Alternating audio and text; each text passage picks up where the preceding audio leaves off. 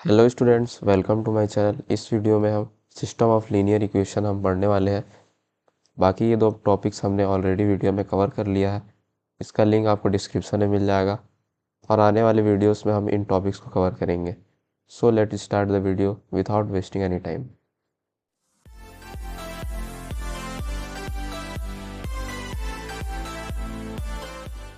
First of all हम समझते हैं कि सिस्टम ऑफ लीनियर इक्वेशन होता क्या है।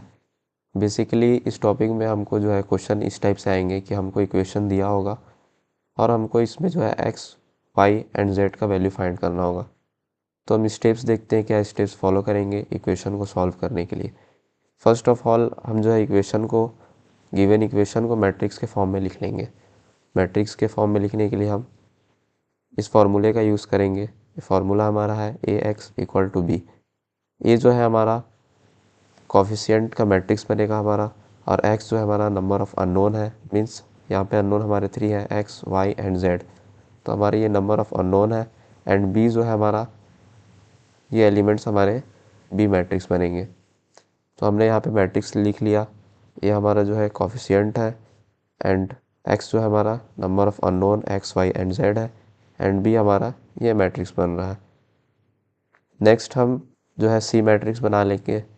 सी मैट्रिक्स बनाने का फॉर्मूला ये होता है C equal to A ratio B.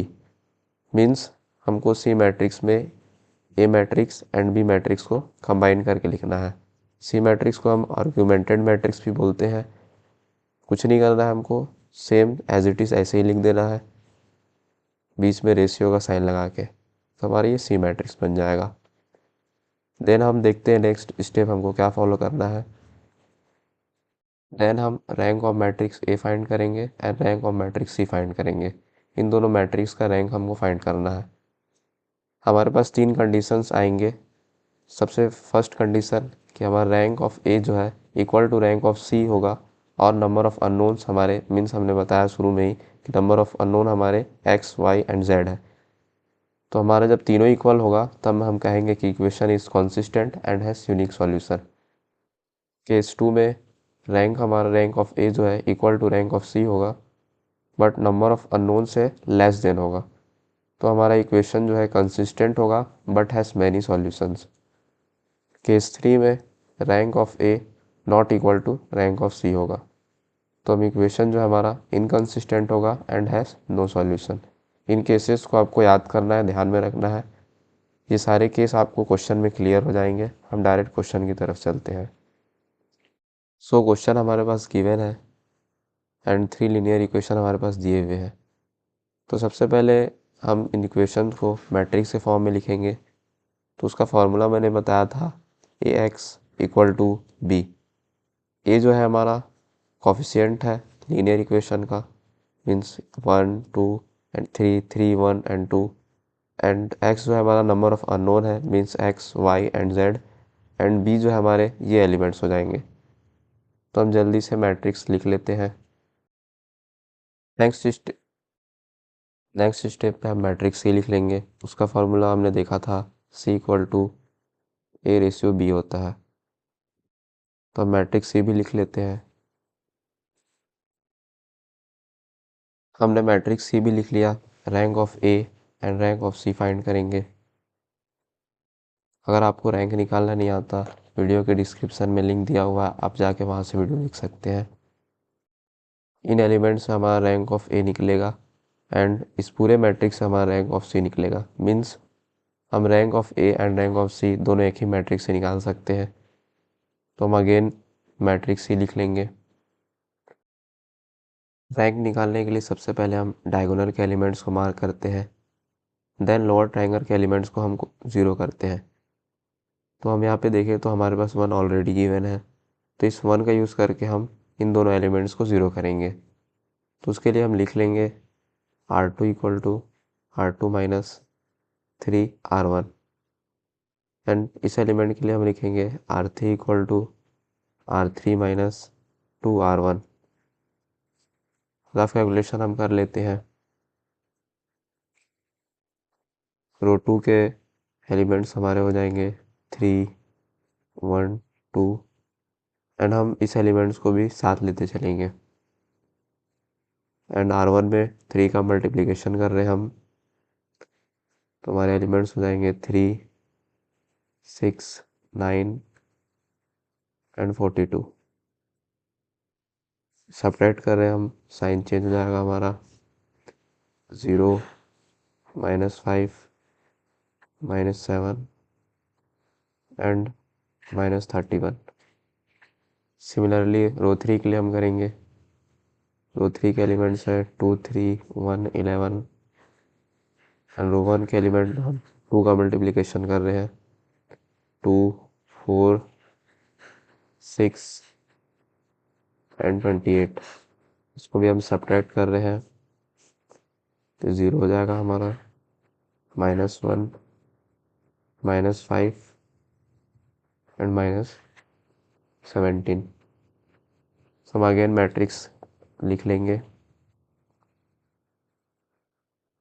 रो 1 के एलिमेंट हमारे एज इट इज सेम रहेंगे। रो 2 के ये एलिमेंट्स हो जाएंगे 0, -5, -7 एंड -31। रो 3 के हमारे ये एलिमेंट्स हो जाएंगे 0, -1, -5, -17। अगेन हम डायगोनल के एलिमेंट्स को मार्क कर लेंगे। हमारे ये एलिमेंट 0 हो गए, अब हम इस एलिमेंट को 0 करेंगे। सो इस एलिमेंट को 0 करने के लिए इसमें हम 5 का मल्टीप्लिकेशन करेंगे और इसे सपरेट कर देंगे, तो हमारा ये एलिमेंट भी 0 हो जाएगा। सो हम उसके लिए लिख लेंगे row 3 equal to 5 row 3 minus row 2। Again हम रफ कैलकुलेशन कर लेंगे। रो 3 में हम 5 का मल्टीप्लिकेशन कर रहे हैं, 0, -5, -25 एंड -85। रो 2 के एलिमेंट्स हो जाएंगे 0, -5, -7 एंड -31। सब्ट्रैक्शन कर रहे हैं, हमारा साइन चेंज हो जाएगा, 0 हो जाएगा, -18 हो जाएगा हमारा, और ये -54 हो जाएगा। अगेन हम मैट्रिक्स ही लिख लेंगे। रो 1 के एलिमेंट हमारे एज इट इज सेम रहेंगे। रो 2 के एलिमेंट भी हमारे सेम रहेंगे एंड रो 3 के एलिमेंट्स हमारे ये एलिमेंट्स हो जाएंगे।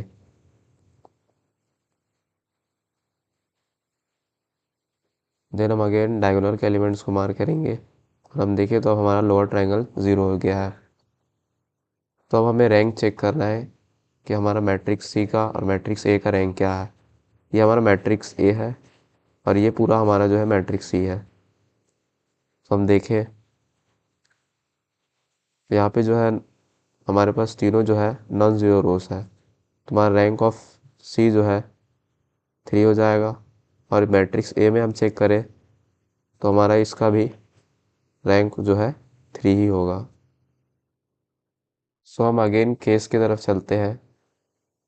तो हम केस में देखें, केस 1 में हमने पढ़ा था कि rank of A and rank of C और नंबर ऑफ अननोन हमारे तीनों अगर इक्वल हो जाते हैं तो हमारा इक्वेशन कंसिस्टेंट होगा और has unique solution.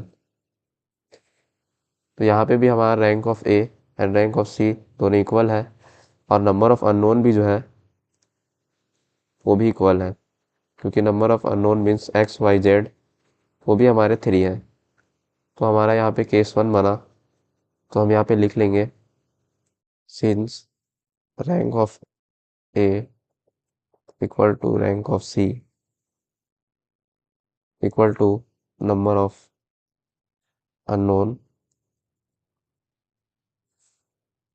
so the equation is consistent and has unique solution। अब हमें नेक्स्ट स्टेप पे x, y और z का वैल्यू फाइंड करना है। सो जैसे हमने शुरू में इक्वेशन का यूज़ करके मैट्रिक्स बनाया था, वैसे ही अब इस स्टेप में हमें इस मैट्रिक्स ही का यूज़ करके इक्वेशन बनाना है। सो हम अगेन मैट्रिक्स ही को लिख लेंगे।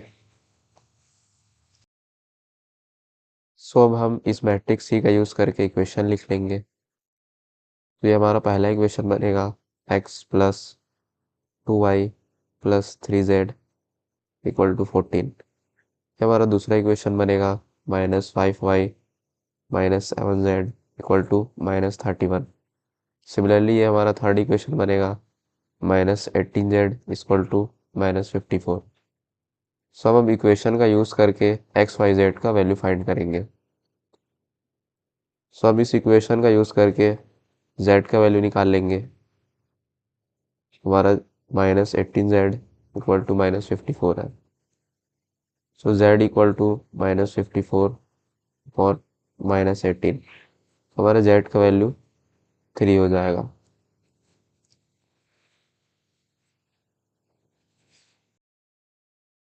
देन हम इस z का वैल्यू को इक्वेशन 2 में पुट करके y का वैल्यू निकाल लेंगे। -5y minus 7z equal to -31 -5y minus 7 3 equal to -31। -5y equal to -31 plus 21। So -10 upon -5। So y equal to 2 आ जाएगा हमारा। देन अगेन हम z एंड y का वैल्यू पुट करके इस इक्वेशन से x का वैल्यू निकाल सकते हैं। तो हमारा x plus 2y plus 3z equal to 14 है। y का वैल्यू हमारा 2 है एंड z का वैल्यू हमारा 3 है। So x plus 4 plus 9 equal to 14। x equal to 14 minus 13। So हमारा x का वैल्यू 1 हो जाएगा। तो इस तरह हम x, y एंड z का वैल्यू फाइंड कर सकते हैं। सपोज अगर हमारा रैंक ऑफ c 2 निकलता एंड रैंक ऑफ a भी हमारा 2 आता और नंबर ऑफ अननोन हमारे 3 होते, तो यहाँ पे हमारा केस 2 हो जाता कि rank of a equal to rank of c but less than number of unknown. So हमारे पास x, y और z के मल्टीपल सॉल्यूशन निकलते। सपोज अगर हमारा रैंक ऑफ c जो है 2 होता बट रैंक ऑफ a हमारा 3 होता, तो हमारा थर्ड वाला कंडीशन बनता है कि rank of a not equal to rank of c, मतलब x, y, z के हमारे एक भी सॉल्यूशन नहीं होते। होप आपको सारे कंडीशन क्लियर होंगे। एक ही क्वेश्चन में मैंने तीनों कंडीशन अप्लाई करके बता दिया। हम चलते हैं नेक्स्ट क्वेश्चन की तरफ। क्वेश्चन ने बोला investigate for what value of lambda and mu and equation दिया हमारे पास और बताना है कि हम लैम्डा एंड म्यू का क्या वैल्यू पुट करेंगे कि हमारा जो है यूनिक सॉल्यूशन हो, मैनी सॉल्यूशन हो एंड नो सॉल्यूशन हो। तो हम स्टेप बाय स्टेप सॉल्यूशन देखते हैं कि हम इसको किस तरह सॉल्व करेंगे। फर्स्ट हम सेम वही स्टेप करेंगे जो हमने पिछले वाले क्वेश्चन में किया कि इन इक्वेशन को हम मैट्रिक्स के फॉर्म में लिखेंगे इस फार्मूला का यूज़ करके। फिर हमने मैट्रिक्स ही लिखा। मैट्रिक्स ही का फार्मूला होता है A/B। इस फार्मूला में हमने पुट करके मैट्रिक्स ही लिख लिया। देन हमें rank of A and rank of C find करना है। तो सबसे पहले हम डायगोनल के एलिमेंट्स को मार्क करेंगे और लोअर ट्रायंगल को 0 करने की कोशिश करेंगे। तो हम इस 1 का यूज़ करके इन दोनों एलिमेंट्स को 0 कर रहे हैं। तो हमने उसके लिए लिख लिया R2 equal to R2 minus R1 and R3 equal to R3 minus R2। तो हमारा जो है ये कैलकुलेशन होके मैट्रिक्स कुछ इस तरह का आ गया। तो अब हम इसमें देखें तो हमारे लोअर ट्रायंगल जो है पूरे 0 हो चुके हैं। तो अब हमारा जो है मैट्रिक्स रैंक ऑफ मैट्रिक्स के फॉर्म में आ गया है। सो अब क्वेश्चन में देखते हैं कि हमें करना क्या है। तो हमें अब यहाँ पे बताना है कि लैम्डा और म्यू का क्या वैल्यू हम पुट करें कि हमारी ये कंडीशन जो है सेटिस्फाई हो जाए। तो सबसे पहले हम समझते हैं कि क्या क्या कंडीशन होते हैं हमारे पास। हमारे पास 3 कंडीशन होते हैं। पहला कंडीशन की rank of A and rank of C और नंबर ऑफ अननोन तीनों जो है इक्वल हो, तो इक्वेशन हमारा कंसिस्टेंट होगा और हैज़ यूनिक सॉल्यूशन। तो हमको फर्स्ट वाले इक्वेशन में यही करना है यूनिक सॉल्यूशन के लिए। तो हमें सबसे पहले जो है चेक करना है कि rank of A and rank of C हमारा इक्वल हो और नंबर ऑफ अननोन तो हमारा पहले से ही 3 है, हम उसको चेंज नहीं कर सकते। तो रैंक ऑफ A को 3 करने के लिए हमको इस एलिमेंट को जो है नॉट इक्वल टू 0 करना पड़ेगा। मीन्स अगर ये नॉन ज़ीरो एलिमेंट रहेगा हमारा तो ये जो रैंक बनेगा इसका ये 3 हो जाएगा। तो हम उसके लिए लिखेंगे λ-3 नॉट इक्वल टू 0, और ऐसे भी लिख सकते हैं हम λ नॉट इक्वल टू 3। तो अब जो हमारा रैंक ऑफ ए होगा वो 3 हो जाएगा। सिमिलरली रैंक ऑफ सी भी देखें हम, अगर ये हमारा नॉन ज़ीरो एलिमेंट है तो हमारा रैंक ऑफ सी भी 3 हो जाएगा।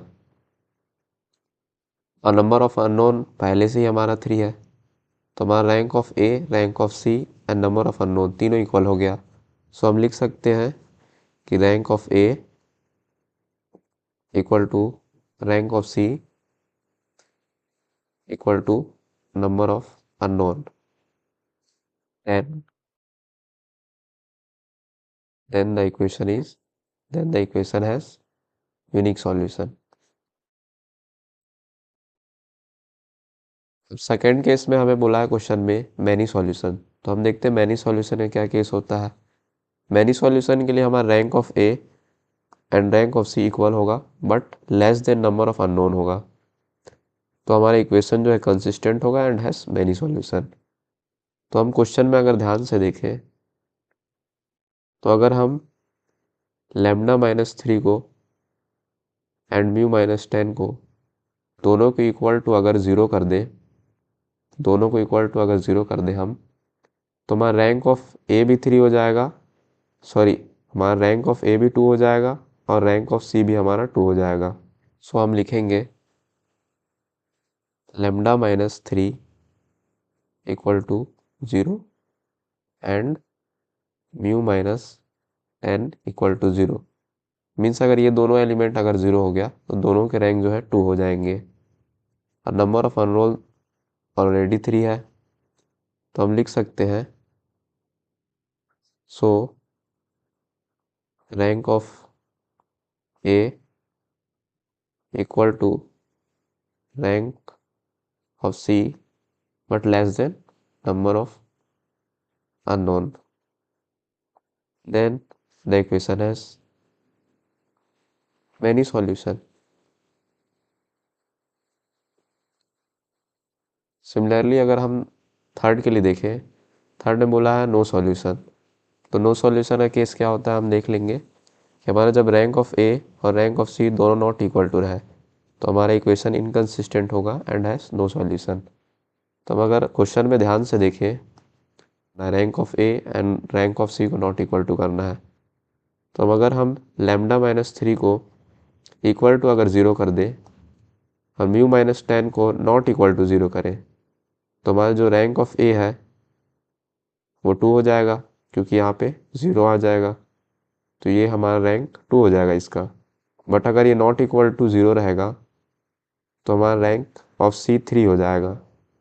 तो हम कह सकते हैं λ-3 equal to 0 and μ-10 not equal to 0। So हमारा रैंक जो ए होगा वो 2 हो जाएगा और रैंक ऑफ सी 3 हो जाएगा। तो हम लिख सकते हैं so rank of A not equal to rank of C, then the equation has no solution. इस तरह हमने तीनों केस को पढ़ लिया। इस तरह हम इस टाइप के क्वेश्चन को सॉल्व कर सकते हैं। मोस्ट प्रोबेबली चांसेस है कि इस टाइप के क्वेश्चन एग्ज़ाम में पूछे जाते हैं। एक बार और हम समरी इसका देख लेते हैं कि हमने क्या किया। सबसे पहले हमने क्वेश्चन को जो है मैट्रिक्स के फॉर्म में लिखा, देन हम इसका रैंक निकालेंगे। रैंक हमारा निकालने के बाद हमने देखा कि लैम्डा एंड म्यू का हम क्या वैल्यू पुट करेंगे कि हमारी ये कंडीशन जो है सेटिस्फाई हो। इस तरह से हम इस टाइप के क्वेश्चन को सॉल्व कर सकते हैं। अगर वीडियो आपको पसंद आया तो वीडियो को लाइक करें, चैनल को सब्सक्राइब करें। Thanks for watching.